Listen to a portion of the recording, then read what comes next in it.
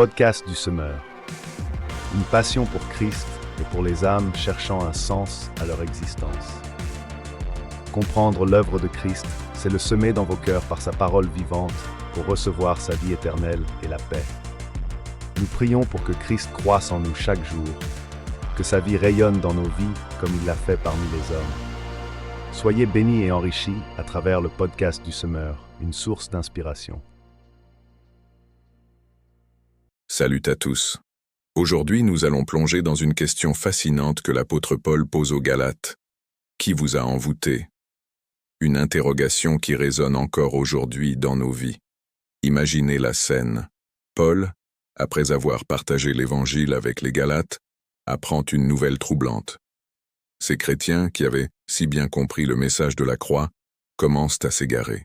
C'est comme si quelqu'un avait jeté un voile sur leurs yeux, les empêchant de voir la vérité qu'ils connaissaient si bien. Mais pourquoi Paul utilise-t-il des mots aussi forts? Ô Galates insensés!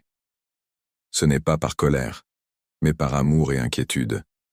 Il voit ces chrétiens qu'il a formés tomber dans un piège subtil, comme Ève dans le jardin d'Éden. Vous savez, c'est fascinant de voir le parallèle avec la Genèse. Quand Dieu demande à Adam, « Qui t'a appris que tu es nu ?» c'est la même dynamique. Le serpent, avec ses paroles séduisantes, avait réussi à détourner l'attention d'Ève de la vérité divine. Et aujourd'hui, rien n'a changé. Les mêmes tactiques sont toujours à l'œuvre. Comme nous le dit si bien 1 Timothée 4:1, certains s'attachent à des esprits séducteurs et des doctrines trompeuses. La subtilité, c'est que ces enseignements ne sont pas grossièrement faux, ils sont subtilement déformés. Prenez par exemple ces faux enseignants dont parle Pierre. Ils ne viennent pas avec des erreurs évidentes, mais avec des déformations subtiles de la vérité. C'est comme ajouter une goutte de poison dans un verre d'eau pure, difficile à détecter mais tout aussi dangereux. Alors comment nous protéger? La réponse est simple mais puissante, faire comme les chrétiens de Bérée. Ils ne prenaient rien pour acquis, mais vérifiaient tout à la lumière des Écritures. C'est notre meilleure défense contre l'envoûtement spirituel. N'oubliez pas, la vérité nous rend libres. Elle nous protège des séductions spirituelles qui peuvent sembler attrayantes, mais qui nous éloignent de l'essentiel, notre relation avec Christ. Vous êtes-vous déjà demandé pourquoi tant de chrétiens s'éloignent progressivement de la vérité? La réponse se trouve peut-être dans l'épître aux Galates, où Paul pose cette question percutante. Ô Galates insensés, qui vous a ensorcelés, pour que vous n'obéissiez plus à la vérité? Réfléchissons ensemble. Tout a commencé dans le jardin d'Éden. Le serpent n'avait qu'un seul objectif, pousser Adam et Ève à se révolter contre Dieu. Cette stratégie, aussi ancienne que l'humanité, continue de fonctionner aujourd'hui. Regardez autour de vous. Notre monde est marqué par la révolte sous toutes ses formes. Les hommes se dressent contre Dieu, les femmes rejettent l'ordre divin, et même la nature semble se rebeller. Ce n'est pas un hasard. C'est le résultat d'un envoûtement subtil qui nous détourne de notre véritable identité en Christ. Dans les églises de Galatie, certains enseignants utilisaient des doctrines trompeuses pour dévier les croyants du véritable évangile. Leur but? Les faire abandonner leur marche par l'esprit pour les ramener à une religion basée sur les œuvres de la chair. C'est exactement ce que nous voyons aujourd'hui. Mais il y a une bonne nouvelle. Nous pouvons reconnaître ces pièges et les éviter. Comment? En restant fermement ancrés dans la vérité de l'Évangile, en marchant par l'esprit et non par la chair, en gardant nos yeux fixés sur Christ plutôt que sur nos propres capacités. La vraie liberté ne se trouve pas dans la révolte contre Dieu, mais dans une soumission confiante à son plan parfait. Quand nous comprenons cela, nous sommes libérés de tout envoûtement spirituel qui cherche à nous détourner de notre position en Christ.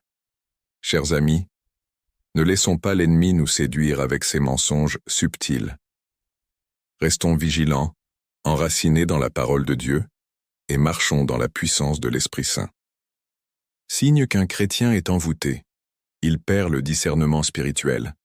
Il n'est plus capable de reconnaître ce qui vient de Dieu ou du malin. Galates 3:2-5. Voici seulement ce que je veux apprendre de vous. Est-ce par les œuvres de la loi que vous avez reçu l'Esprit, ou par la prédication de la foi? Êtes-vous tellement dépourvu de sens? Après avoir commencé par l'Esprit, voulez-vous maintenant finir par la chair? Avez-vous tant souffert en vain?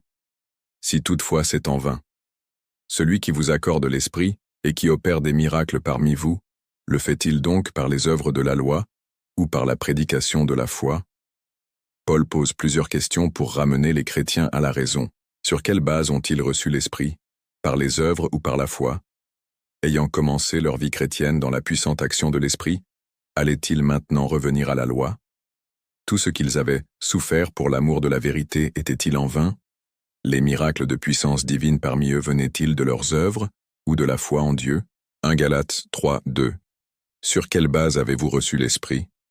Paul demande aux Galates de réfléchir à la source de leur expérience spirituelle.